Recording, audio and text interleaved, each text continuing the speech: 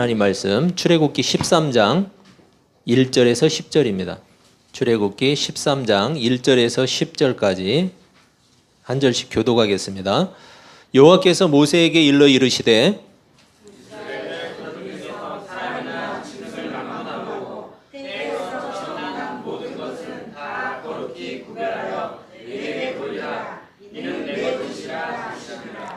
모세가 백성에게 이르되 너희는 애굽 곧 종되었던 집에서 나온 그날을 기념하여 유교병을 먹지 말라. 여호와께서 그 손의 권능으로 너희를 그곳에서 인도해 내셨음이니라. 여호와께서 너를 인도하여 가나안 사람과 헷 사람과 아모리 사람과 히위 사람과 여부스 사람의 땅 곧 내게 주시려고 내 조상들에게 맹세하신 바 젖과 꿀이 흐르는 땅에 이르게 하시거든 너는 이달에 이 예식을 지켜 이래 동안 무교병을 먹고 일곱째 날에는 여호와께 절기를 지키라. 이래 동안에는 무교병을 먹고 유교병을 내게 보이지 아니하게 하며 내 땅에서 누룩을 네게 보이지 아니하게 하라. 너는 그날에 내 아들에게 보여 이르기를 이 예식은 내가 애굽에서 나올 때 여호와께서 나를 위하여 행하신 일로 말미암음이라 하고 이것으로 내 손의 기호와 내 미간의 표를 삼고 여호와의 율법이 내 입에 있게 하라. 이는 여호와께서 강하신 손으로 너를 애굽에서 인도하여 내셨음이니 해마다 절기가 되면 이 규례를 지킬지니라. 아멘. 여러분 반갑습니다. 예, 같이 인사 한번 하시죠. 앞뒤 보시면서. 예. 오늘 중간이 쏙 빠져버렸네요. 예. 오시다가 어디 딴 데로 가셨는가? 여러분 오늘 본문 제가 그 12장의 뒷부분을 조금 건너뛰어서 13장으로 넘어왔는데 드디어 하나님이 예고하신 아비벌 14일 밤이 되었어요. 아비벌 14일 밤. 그리고 애굽 땅에 있는 모든 처음 난 것의 죽음이 시작되었어요. 그 죽음을 피한 집은 단 한 집도 없다고 성경이 말하고 있어요. 단 한 집도 없었어요. 그 죽음을 피한 집. 오직 여호와의 유월절을 준비한 이스라엘 백성들만이 그 죽음을 피할 수가 있었어요. 비로소 바로와 이집트 사람들이 반응하기 시작했죠. 바로는 모세와 아론을 불러요. 불러가지고 전에 너희가 말하던 대로 이스라엘 백성들을 다 데리고 나가라. 이제 이제사 데리고 나가라고 이야기를 하죠. 그리고 너희가 원하던 대로 가서 여호와께 예배 드려라. 그리고 너희에게 속한 양도 소도 다 가지고 나가라. 이제 정신을 차린 거죠. 여러분 바로를 보면서 답답한 생각이 들죠? 그렇게 쫄딱 망하기 전에 좀 일찍 말을 들었으면 좋았을 것을. 결국은 다 잃어버리고 나서 이제야 정신을 차린 거예요. 여러분 그런데 사실은 바로의 모습이 우리 모습 아닌가요? 네. 하나님은 참 오래 참으세요. 정말 오래 참아요. 기회를 주시죠. 그리고 기다려요. 우리가 생각하는 것보다 훨씬 더 오래오래 참으세요. 훨씬 더 오래. 기다리세요. 그럼에도 불구하고 우리는 잘 깨닫지를 못해요. 때로는 알면서도 고집을 부리고 욕심을 부리죠. 여러분 우리 같이 옆사람 뒷사람 보시면서 그렇게 한번 얘기할까요? 이제 그 정도 했으면 됐습니다. 네, 이제 그 정도 했으면 됐어요. 자기 자신한테 이야기하세요. 이제 그 정도 했으면 됐잖아요. 네. 가끔 여러분 조금 엇나갔다고 생각할 때 딱 혼자 앉아서 그렇게 딱 가슴에 손을 얹고 이제 그 정도 했으면 됐어. 그만해. 이렇게 한번 해보세요. 여러분 고집을 꺾고 욕심을 접어야 할 때가 있죠. 그때를 놓치거나 늦어서는 안 되겠죠. 여러분 우리는 그때를 놓치거나 늦지 마시길 바랍니다. 본문을 보면 이집트 사람들은 은, 금, 폐물들을 내주면서 이스라엘 백성들에게 제발 떠나달라고 애원하고 있어요. 제발 떠나주세요. 그 전에는 어때요? 절대 안 보냈죠? 절대 안 보냈는데 이제는 어떻게 하느냐? 제발 떠나달라고 요청하고 있어요. 은, 금, 폐물을 주면서. 이스라엘 백성들은 그렇게 급하게 길을 나섰어요. 급하게 길을 나섰는데 성경은 그렇게 길을 나선 사람이 장정만 60만이라고 말하고 있어요. 장정만 60만. 여러분 60만이면은 상상이 되세요? 남은 인구는 10만도 안 되는데. 그죠? 장정만 60만. 그러면 여러분 아이들과 여자들까지 하면 최소한 200만 명이라는 얘기예요. 200만 명이면요 어마어마해요. 우리는 상상이 잘 안 되죠. 제가 살던 지역의 바로 옆 동네, 제가 살던 동네는 좀 작았으니까 안양의 인구가 70만인가 그랬어요. 70만인가 80만인가 그 정도 돼요. 여러분 안양 엄청 커요. 예, 엄청나게 커요. 사람도 엄청나게 많아요. 그게 70만 80만이에요. 그런데 60만이고 다 해서 200만이라고 하면요 정말 많죠, 숫자가. 그래서 많은 학자들이 여러 가지 의문을 제기를 해요. 그 200만 명이 고센 지역에 머물 수 있는 지역이 없다는 거예요. 머물 수 있는 지역도 없는데 지금 가보면은, 그리고 지금 인구도 그렇게 되지도 않고 그렇게 됐던 적도 없고, 그러니까 여러 가지 의문을 가지죠. 또 이 200만이라는 사람이 바다를 건넌다고 생각해 보세요, 여러분. 끝이 없어요, 끝이. 그게 그 몇 시간 만에 건너갈 수 있을까요? 200만 명이? 아무튼 이렇다 보니까 상식적으로 풀리지 않는 의문들이 굉장히 많아요. 광야를 가도 광야에 그렇게 많은 사람이 머물 수 있는 지역이 없어요. 그렇게 주장을 하는 학자들이 있어요. 제가 지금 하는 얘기. 그래서 숫자를 과장해서 기록한 거 아닌가?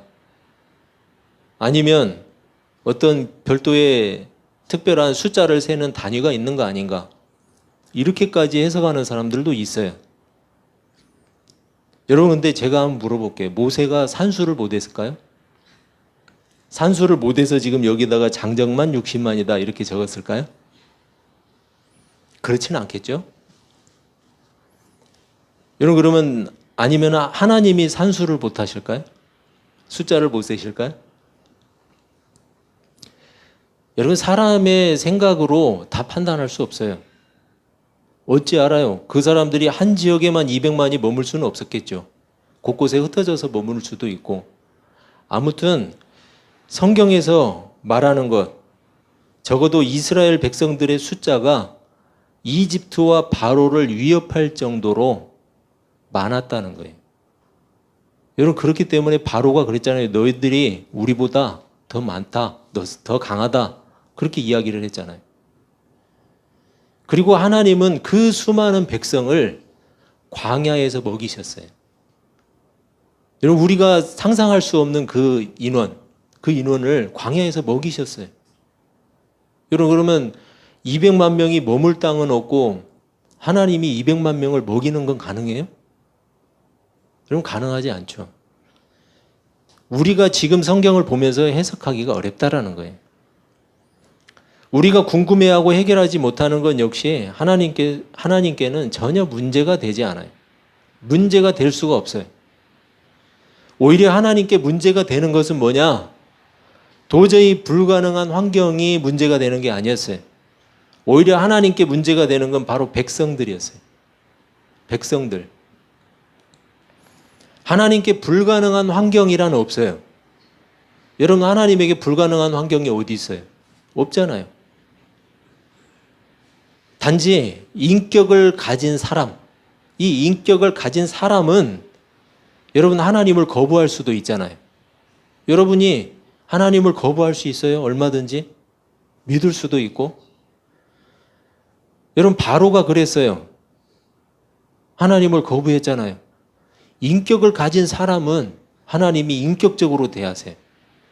그래서 하나님을 거부하든지 하나님을 믿든지. 하나님의 백성이었지만 이스라엘 백성들 역시 얼마든지 거부할 가능성은 열려 있었어요. 하나님을 거부할 가능성. 하나님은 그런 사실을 누구보다 잘 알고 계세요. 하나님이. 그래서 출애굽기 11장에서 13장 전반부까지의 내용을 보면 유월절과 무교절에 대한 내용이 반복적으로 나와요. 여러분 한 번만 나오지 않죠? 유월절, 무교절 이것을 지키라고 반복적으로 이야기하고 있어요. 그게 바로 출애굽기 11장 그리고 13장 전반부까지 계속해서 제시되고 있는데 비록 하나님의 백성일지라도 하나님을 망각한 채 그 은혜도 그 구원도 다 까먹고 자기 맘대로 살아갈까 봐 하나님은 그게 두려웠어요. 여러분 두려운 건 아니었지만 하나님은 그걸 염려하셨어요. 환경이 문제가 아니었어요. 그들이 광야에 가서 머물 땅 아니면 광야에서 먹을 것 하나님께는 그게 문제가 되지 않았어요. 진짜 문제가 된 건 사람들의 마음이었어요. 백성들의 마음. 하나님을 잊어버릴까 봐. 그들이 그 은혜도 다 까먹고 그리고 그 하나님의 구원도 다 까먹고 자기 마음대로 살아갈까 봐 하나님은 그걸 염려하셨어요.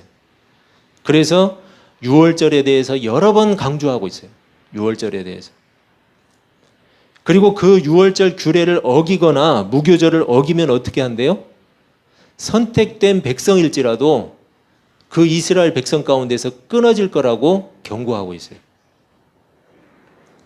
여러분 우리가 차분하게 잘 생각해 봐야 돼요. 유월절을 지킬 수 있는 사람들은 정해져 있어요. 정해져 있었죠.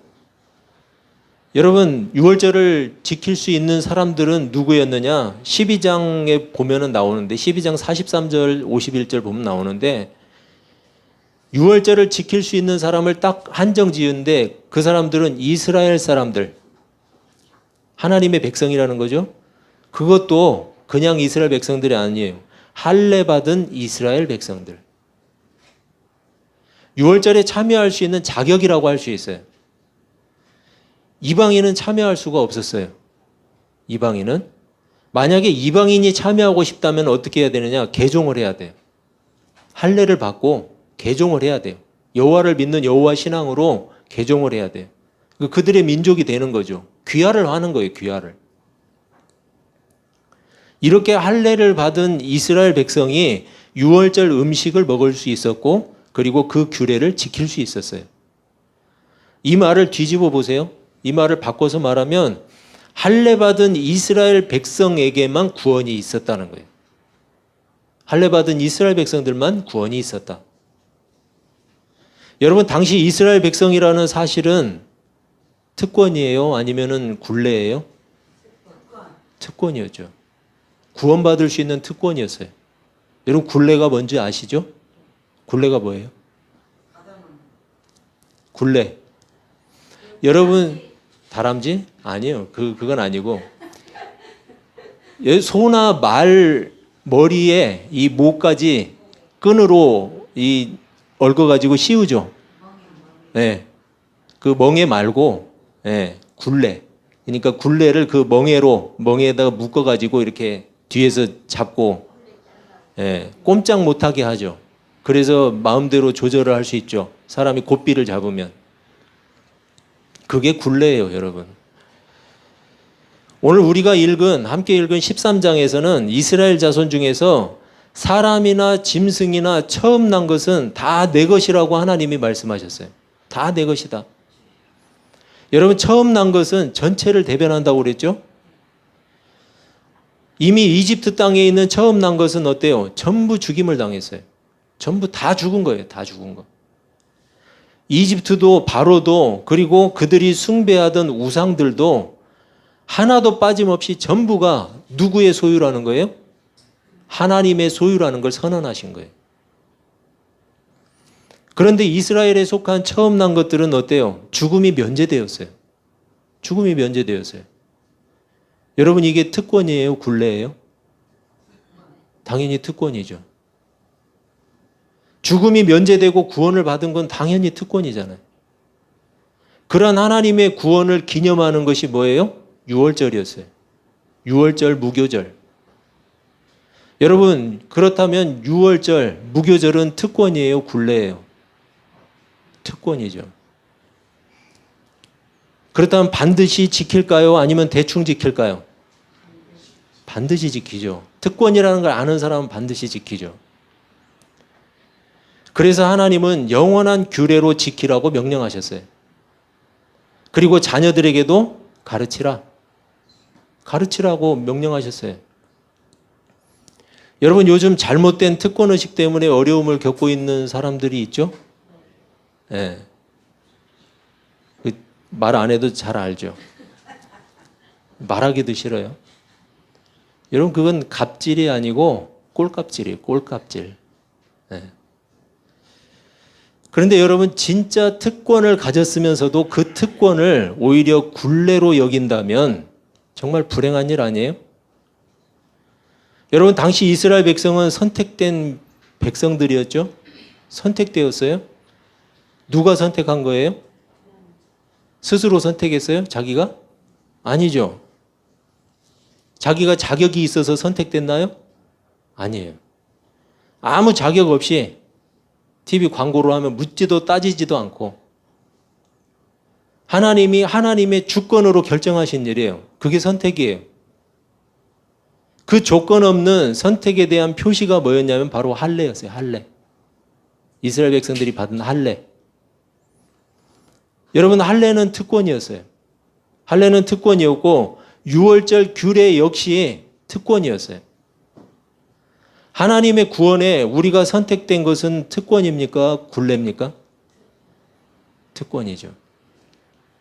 이것을 아는 신자는 감사할 수 있어요. 하나님 앞에 죄를 회개할 수 있는 기회를 가진 것은 특권이에요, 굴레예요. 이것을 아는 신자는 자신을 돌아보고 회개해요. 하나님을 예배하는 일은 특권이에요, 굴레예요? 이것을 참으로 아는 신자는 많지 않아요. 절대로 많지 않아요. 예배가 굴레가 된다면 얼마나 불행한 일이에요, 여러분. 우리가 교회 생활과 신앙 생활을 통해서 하게 되는 모든 신앙의 행위들은 특권이에요, 굴레예요? 특권이에요. 정말이에요. 그래서 저는 누구에게도 강요하지 않아요. 특권인데. 특권을 강요하는 사람은 이상한 사람이에요. 설명은 해줄 수 있어요. 안내는 해줄 수 있어요. 특권이라고. 그런데 특권을 강요하는 사람은 이상한 사람이에요. 특권은 그 특권을 가진 사람이 자기가 원할 때 언제든지 누리기만 하면 돼요. 그게 특권이에요. 누리기 싫은 사람에게 강요를 하면 그것은 또 다른 굴레예요. 굴레가 돼버려요, 여러분. 그렇잖아요. 하나님의 말씀을 따라서 순종하는 것은 특권일까요? 아니면 굴레일까요? 말로 하는 사람이 아니라 순종을 실천하는 사람이 그것을 특권이라고 생각하는 사람이겠죠. 여러분, 우리가 이 땅의 삶을 마감한 후에 하나님의 나라, 즉 천국에 들어가는 일만 특권이 아니에요.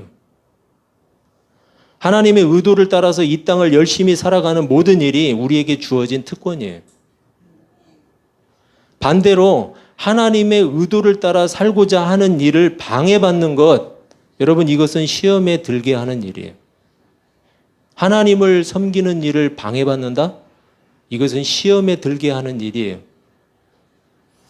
신자가 신자로 사는 일을 방해하는 것, 바로 그런 것이 시험에 드는 일이고 신자에게 굴레예요. 여러분, 그게 굴레예요. 우리를 올가매고 꼼짝할 수 없게 하는 일, 하나님을 섬기는 일을 자유와 특권으로 받아들이지 못하고 굴레처럼 느껴지게 하는 모든 것들. 여러분, 이런 현상은 왜 일어나죠? 착각하기 때문이에요. 착각하기 때문에. 왜 그걸 특권이라고 생각 못하느냐? 착각하기 때문에 그래요. 하나님을 섬기는 모든 일들은 하나님께서 우리에게 베푸시는 은혜의 수단이고 통로예요. 여러분, 은혜의 수단이고 통로인데 이걸 바로 특권이라고 하는 거죠. 그런데 그런 일들이 굴레처럼 느껴지는 이유는 뭐냐? 우리가 하나님을 섬기는 일을 마치 우리가 하나님께 선심을 쓰는 듯이 그렇게 생각하기 때문이에요. 내가 하나님께 선심 쓰듯이. 내가 하는 신앙생활, 내가 하는 하나님의 뜻을 따라서 살아가는 일, 이게 하나님께 선심 쓰는 것으로 생각하는 거예요. 여러분, 그러니까 그렇게 착각하니까 그게 굴레로 느껴지는 거예요. 그렇다면 특권이 될 수 없죠. 이스라엘 백성들에게 유월절 규례를 지키게 하신 것은 이스라엘을 하나님의 백성으로 유지시키고자 하신 하나님의 은혜의 방편이었어요. 여러분, 굴레를 씌운 게 아니란 말이죠. 그 사람들을 힘들게 하고 이스라엘을 힘들게 하고 불편하게 했다면 여러분, 그게 굴레죠. 오히려 하나님의 백성이라는 확실한 증표가 뭐였느냐? 특권이 뭐였느냐? 바로 유월절이었어요. 이스라엘 백성들에게. 그래서 하나님은 반드시 지킬 것을 명하신 거예요. 오늘 본문 9절에서 이렇게 말씀해요. 이것으로 내 손의 기호와 내 미간의 표를 삼고 여호와의 율법이 내 입에 있게 하라. 이렇게 이야기를 했는데 이스라엘 백성들은 이거를 지금도 지켜요. 지금도 가보면 그 서쪽 벽에 통곡의 벽이라고 하는 그 서쪽 벽에서 기도를 하면서 여러분 이렇게 해요. 한번 띄워주세요. 테필린이라고 하는데 이렇게 머리 미간에다가 작은 상자를 붙이고 팔에다가 가죽띠로 둘러서 상자를 붙이고 이렇게 기도를 하고 성경을 읽어요. 여러분, 이 안에는 성경 말씀, 특별히 출애굽기 말씀, 오늘 본문의 말씀도 들어가 있어요. 출애굽기의 일부 말씀, 또 신명기의 일부 말씀을 기록해가지고 4칸이 되는 그 상자 안에 그 종이를 집어넣고 그걸 붙이고 기도를 하고 성경을 읽어요. 왜요? 이것으로 내 손의 기호와 내 미간의 표를 삼고 여호와의 율법이 내 입에 있게 하라 하신 하나님의 명령을 따라서 지금도 이렇게 하는 거예요. 꺼주세요. 미간의 표를 삼으라고 하신 것. 여러분, 미간의 표, 이 사람의 미간에 저걸 붙이고 있는 걸 보세요. 사람의 생각이 우선이 아니라 하나님의 말씀을 먼저 기억하고 앞세우라는 뜻 아닐까요? 손에 표를 삼으라는 것도 보세요. 손에다가 감고 하나님의 말씀을 붙이고 기도하는 것. 어떤 일을 행하기에 앞서서 먼저 하나님의 말씀을 기억하라는 뜻이겠죠. 그리고 하나님의 말씀이 그리고 하나님의 뜻이 너한테 능력이 된다라는 것을 뜻하는 거예요. 여호와의 율법을 내 입에 있게 하라 하신 것은 항상 그 하나님의 말씀을 입으로 되새김질하라는 거예요. 그 하나님의 말씀을 되새김질하라. 무슨 말이에요? 암송하듯이 잊지 말고 마음에 새기라는 거예요. 여러분, 우리가 하나님을 섬기는 것은 특권이에요. 하나님을 예배하는 일도 특권이에요. 우리를 하나님의 백성, 구원의 백성으로 유지하고자 하시는 하나님의 특별한 은혜예요. 그렇다면 우리가 가장 먼저 앞세울 것은 하나님의 말씀이에요. 우리 생각이 앞서지 않아야 돼요. 우리 행동이 앞서지 말아야 돼요. 그리고 우리의 말이 앞서서도 안 돼요. 하나님을 섬기는 일이 우리에게 굴레가 되어서는 안 돼요.